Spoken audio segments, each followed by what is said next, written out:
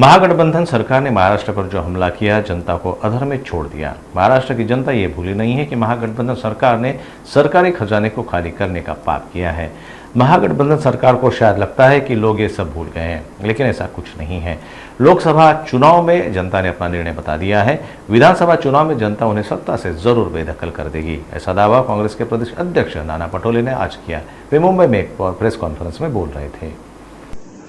आज काँग्रेस पक्षाच्या कोर कमिटीची मीटिंग आताच पार पडली।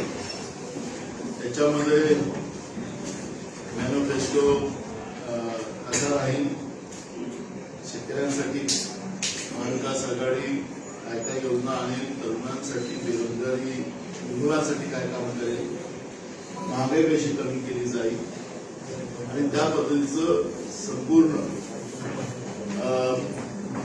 मुद्दे जाहीरनाम्यामध्ये माहिती कशी देता येईल त्यावरची चर्चा झाली। जागा वाटपाबद्दलही सुद्धा एक चर्चा आजच्या याच्यामध्ये झाली आणि ती आता 3:30 वाजता महाविकास आघाडीची मीटिंग आहे। त्याच्यामध्ये आज जाहीरनामा आणि जागा वाटपाच्या बाबतची जी काही भूमिका काँग्रेस पक्षाची आहे ही आता आमच्या महाविकास आघाडीच्या बैठकीमध्ये आम्ही मांडणार आहोत। महाराष्ट्रातलं विश्वासघाती गद्दार काय काय या सरकारला, या महायुतीचं जे सरकार आहे, भाजपकडील जे सरकार आहे, त्याला जनतेकडून स्लोगन मिळत आहे। आम्ही म्हणतोय असं नाही, खोक्याची सरकार असं स्लोगन ही जनता देत आहे। जे महाराष्ट्राच्या जनतेचा विश्वासघात भाजपकडील जे सरकार महाराष्ट्रामध्ये एकनाथ शिंदेचं आहे त्यांनी केलेलं आहे आणि लोकांमध्ये तीव्र चीड या सरकारच्या विरोधात तीव्र आक्रोश आपल्याला पाहायला मिळते आहे। आता झालेल्या लोकसभेच्या निवडणुकीमध्ये जनतेने मतदानाच्या रूपाने या सरकारचा विरोध दर्शवलेला आहे।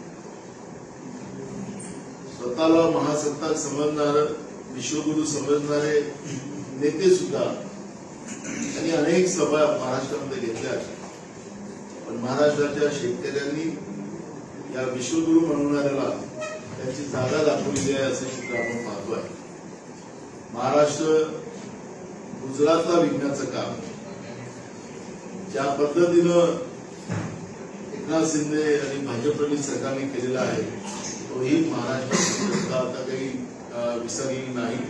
त्यांनी राज्याचे उपमुख्यमंत्री देवेंद्र फडणवीस म्हणत होते की लोकांचं जे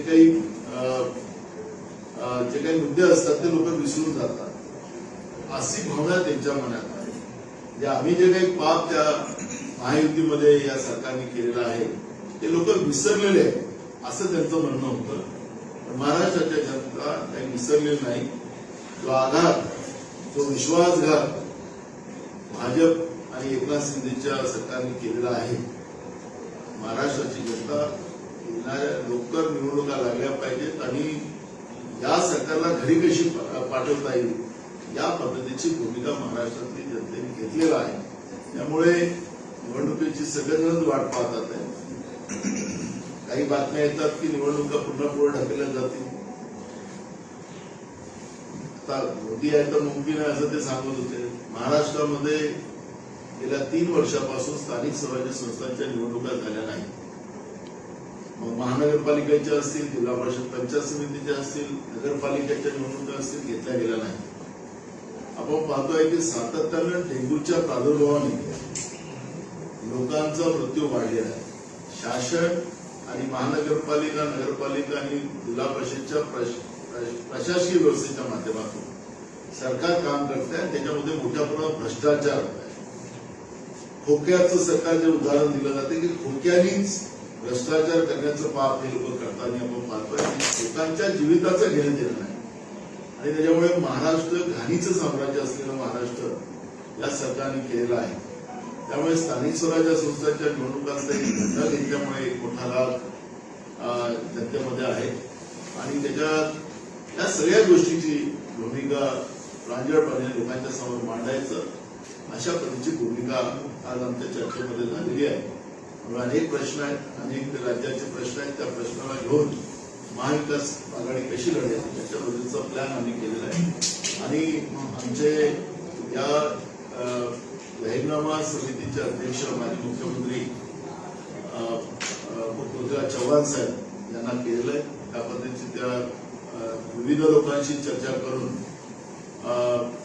मग त्याच्यामध्ये आर्थिक तज्ञ असतील, विविध क्षेत्रामध्ये काम करणारे लोक असतील, त्या सगळ्यांना ते बसवून त्या पद्धतीचं महाराष्ट्राच्या जनतेला जे अपेक्षित आहे त्या पद्धतीचा जाहीरनामा करण्याचं काम पृथ्वीराज चव्हाण साहेबांच्या नेतृत्वात केला जाईल. अशा पद्धतीची आजची मिटिंग झाली आहे.